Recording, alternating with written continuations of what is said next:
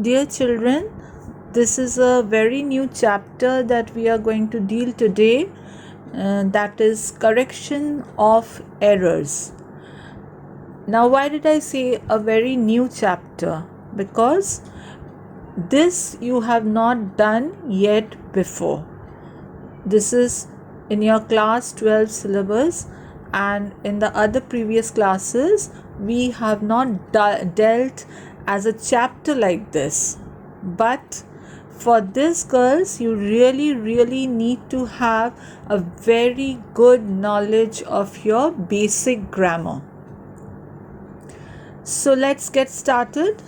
We'll start with what do we mean by correction of errors? Errors, we all know, is mistake. And how do we correct that? Now, there are different labels for making a sentence or a speech, isn't it, girls? They are correct, incorrect, right, wrong, formal, informal, standard, substandard, good, bad, and so on. Have you ever thought it in this way, girls, that a sentence can have different labels or a speech can have different labels?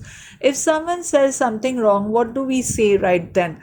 That he is completely speaking the wrong thing or the incorrect one, isn't it, girls? So there are different labels of it. He has made a very good speech. We say it like that. Now, these labels indicate whether an expression agrees with the content, with the matter, as well as with the conventions of that language. Okay?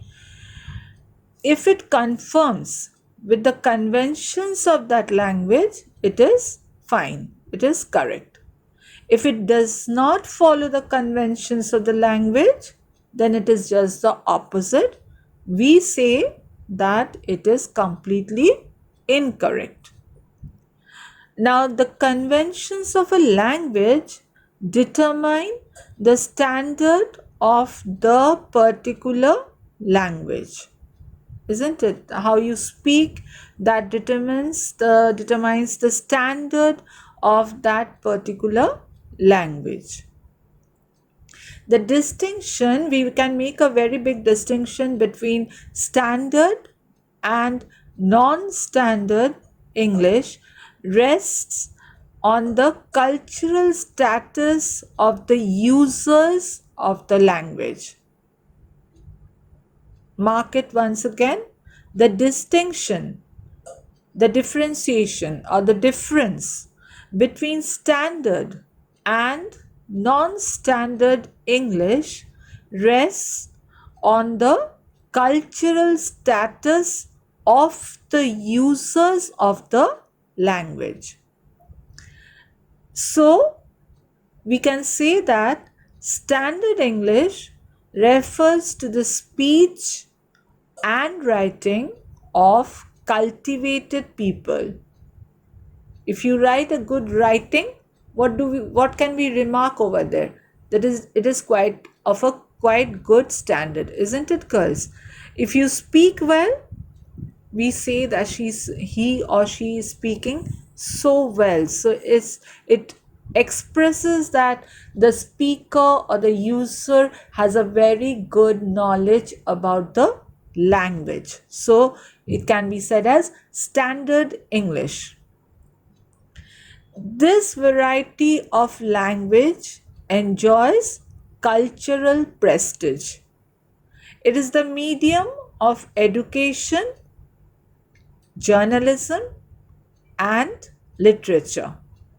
So, variety of language, you can very well understand that living in India, every state has their own languages, isn't it? It is very rich in its language because it has a number of variety of languages and each enjoys its cultural prestige. And what does it show? What does it express? It is a medium of education, journalism, and literature. And on the other hand, girls, non-standard English is the language spoken by the common mass or the uh, illiterate people.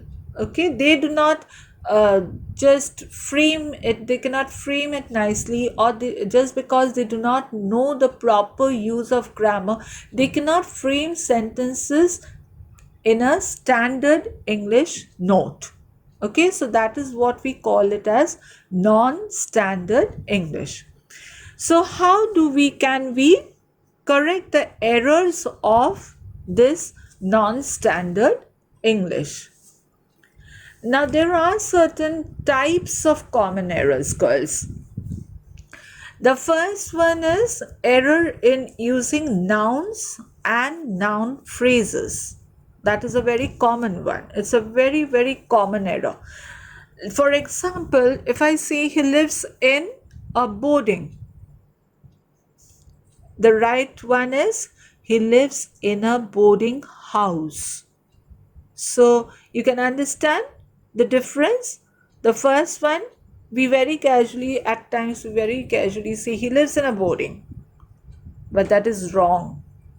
The right one is, if you are precise in stating this sentence, then you have to state it as he lives in a boarding house. Error in using pronouns. It certainly must have been her. Right, girls? We often say that, right? And what should it be actually? It certainly must have been she. See the error in using pronouns over there? The third one, girls, error in using relative pronouns. I saw the man going to the market who was wearing a black shirt. Now, what is wrong in that? There's nothing wrong. What is the error over there? Can you find one? When we read it, it is a very standard English to us. But grammatically, if you want to write it in a proper manner, then we have to write, I saw the man who was wearing a black shirt going to the market. So you place the relative pronoun there after the noun. Error in using verbs. Necessity was the mother of invention. My God, that is a very, very big mistake. And because it's a general truth, you cannot change that. The verb is completely wrong over there. This we can understand very well, of course, that the right one will always be necessity is the mother of invention. The next one, error in using adjectives. I feel badly. What kind of sentence is that? I feel badly.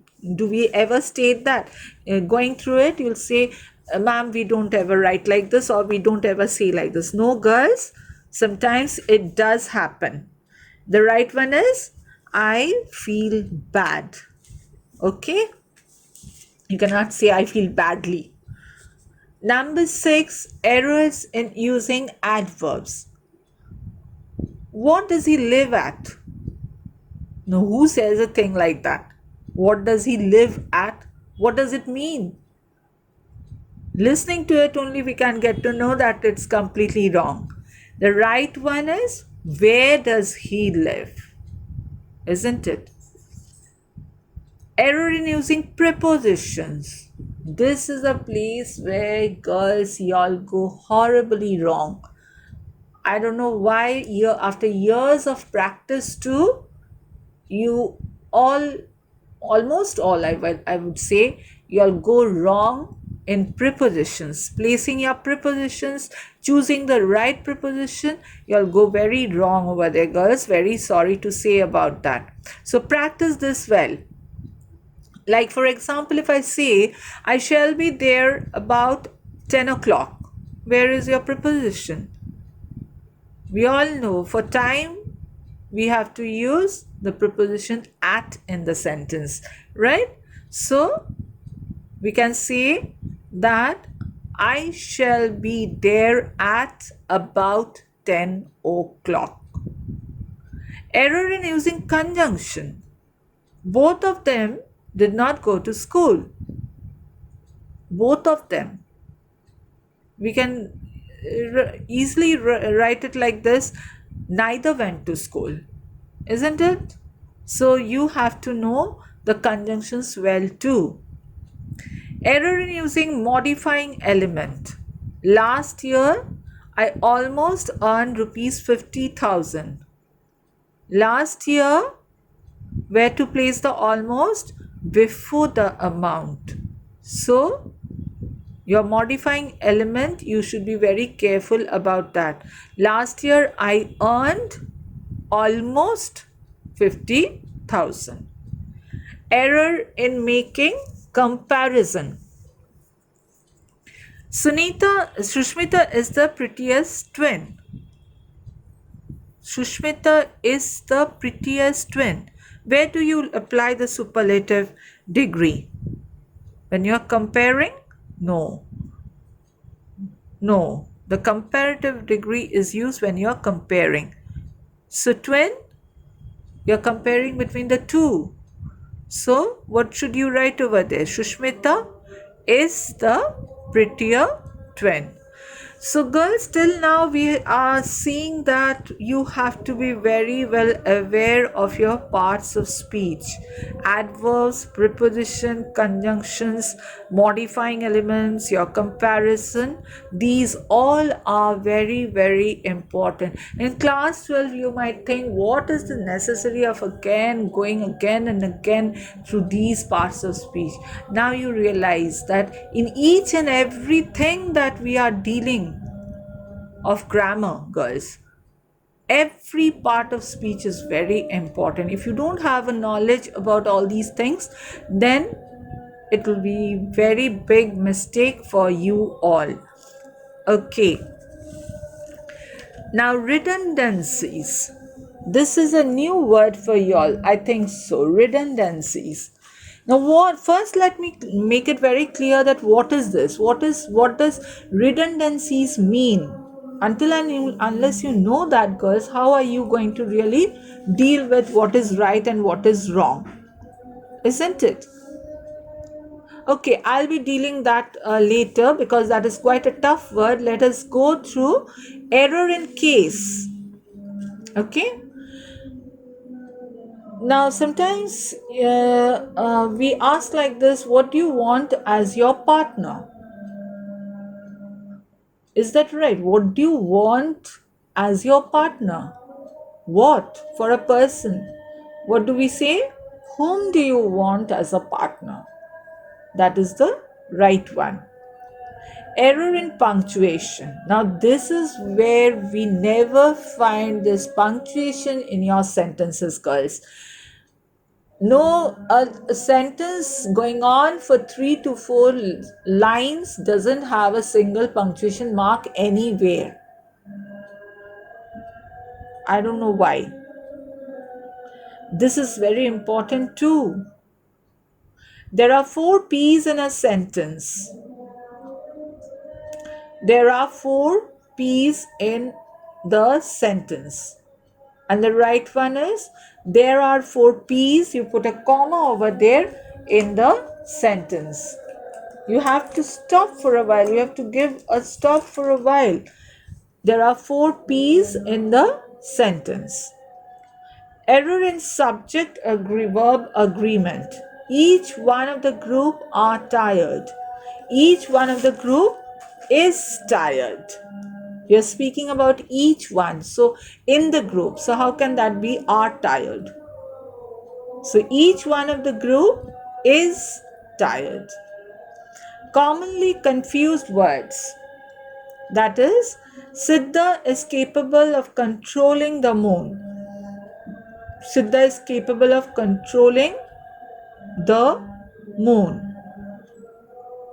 So, what is wrong over here? Anything wrong over there?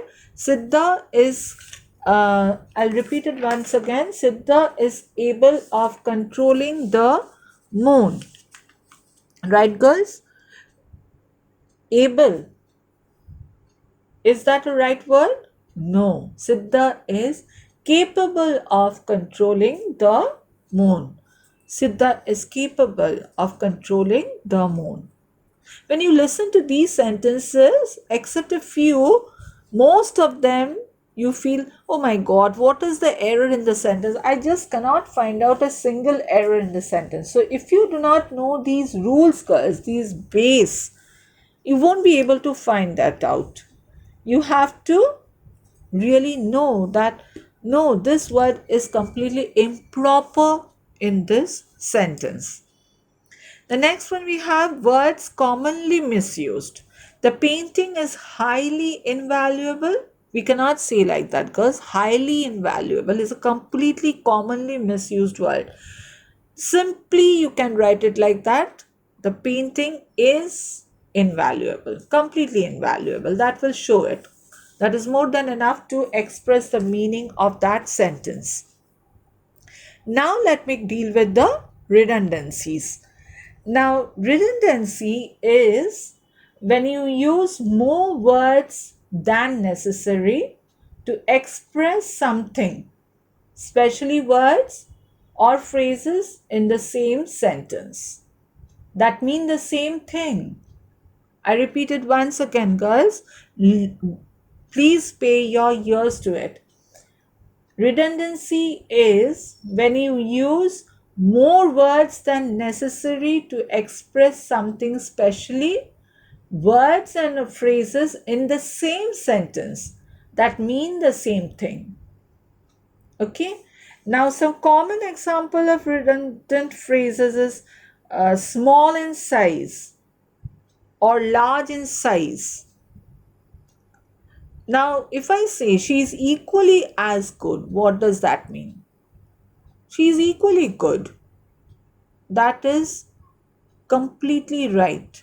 You don't have to write it like that, that she is equally as good. Completely wrong.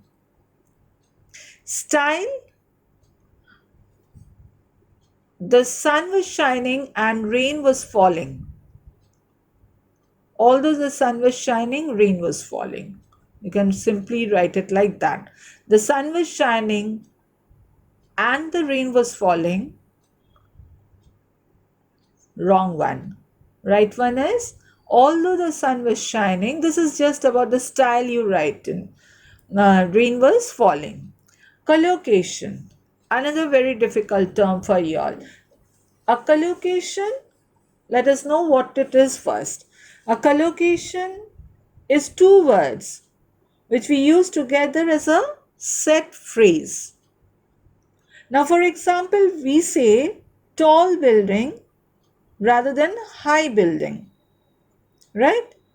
We often say that it was a very tall building.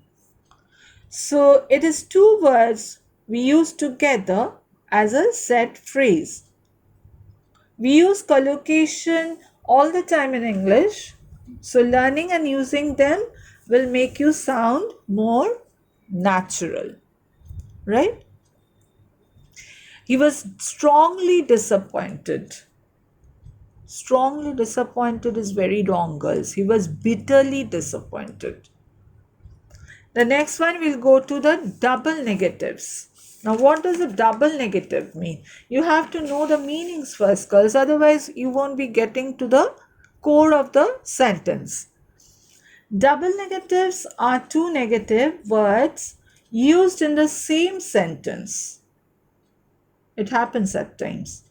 Now, using two negatives usually turns the thought or a sentence into a positive one. Okay? And double negatives are generally discouraged in English because they are considered to be poor in grammar and they can be very confusing at times. Now, for example, I say she can't hardly speak English. She can't, the can't is a negative, hardly is a negative. So that doesn't clear your what you want to say. We can In a very right form, we can say she can hardly speak English. Okay?